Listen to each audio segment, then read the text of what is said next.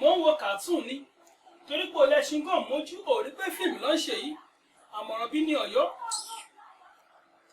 Bàá mi ṣé òde lè bá yín ṣeré ni ṣé mo fẹ́ wà ṣú ọ ni ẹ má bínú. Bó bá mi ṣé ò bá fíìmù ló ń ṣe ni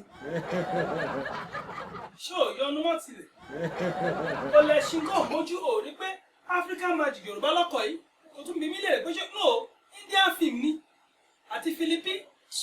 Ẹ má bínú mo fún àṣù ọ̀nì náà tẹ́lẹ̀ sure bet. Mami ọdún adékọ́ni ni ó ti o Ramsey Nouah ni bàbá mi irọ́ ni gbogbo eléyìí mo pa this is Ọdúnládé gbogbo ló dá mo pa ó ti ẹ̀ mọ́ tẹ́lẹ̀. Bámi fíìmù tẹ́ ń wò tẹ́ síríọ̀sì yìí ṣé fíìmù yìí dùn ṣá. irú ọmọ wo wá rèé torí Ọlọ́run. ọmọ wọn tó máa ṣe fún mi sí wàá lọ sí tẹlifíṣàn yẹn àwọn kan wọn tọ́lá wọn wọ pé yóò dùn ṣùgbọ́n kí n tọ́ wò.